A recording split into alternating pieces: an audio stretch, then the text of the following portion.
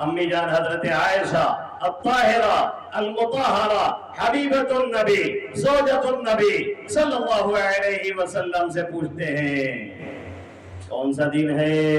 کہتی ہیں پیر کا روز ہے۔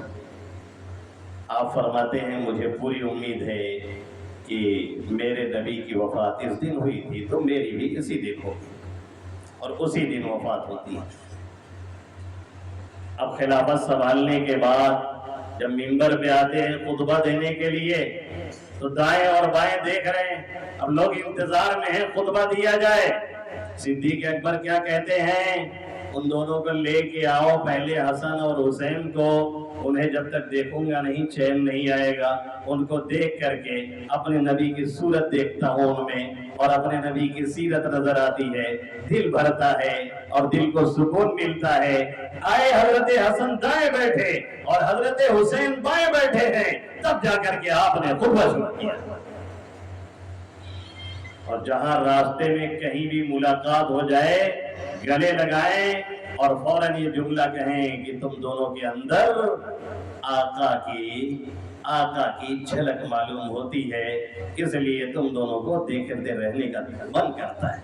طبیعت کہتی ہے کہ تم دونوں کا دیدار کیا جائے، اور یہی نہیں ایک عام آرڈر دیا گیا تھا کہ تم ان دونوں کی تعظیم کرو، تکریم کرو اور آل بیت کا لحاظ کرو اور ان کی خدمت کو اپنے لیے باعث سعادت سمجھو۔ کون کہہ رہا ہے یہ؟ صدیق اکبر رضی اللہ تعالی۔ 2.25 سال رہے، اسی انداز سے رہے، اہل بیت کے ساتھ یہی معاملہ رہا اور یہی تعظیم اور تکریم ان کی کرتے رہے۔ اور اس سے زیادہ انٹرسٹنگ آپ کو بتاؤں،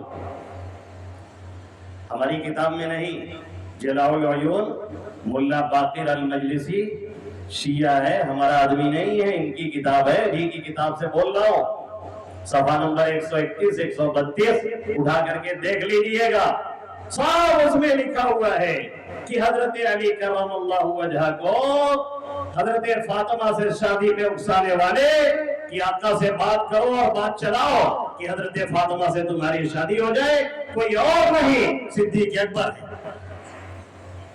جلاء العیون ملا باقر مجلسی کی کتاب ہے۔ اور اس سے آگے سن لیں، فنڈ کس نے پرووائڈ کیا تھا، پیسہ کس نے دیا تھا، شادی کا خرچہ کون اٹھا رہا تھا؟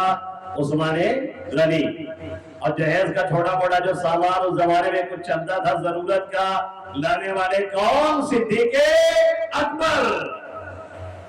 اب آگے سنتے رہیے، اسی کتاب میں ہے، میں نہیں بتا رہا ہوں اپنی طرف سے، اسی کتاب میں گواہ کون بنے؟ صدیق اکبر، عمر فاروق، عثمان غنی رضوان اللہ تعالی علیہم اجمعین۔ ارے کہاں کہاں جھٹلاتے چلو گے اور کہاں کہاں باتیں بناتے چلو گے، کہاں کہاں مارتے چلو گے، حتیٰ ادھر سے ادھر، اور کاٹتے چلو گے۔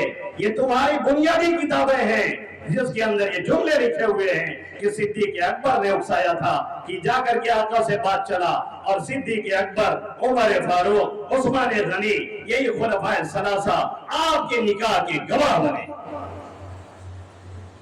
جلاء العیون ملا باقر مجلسی کی کتاب ہے، اس میں جا کر کے آپ یہ دیکھ سکتے ہیں۔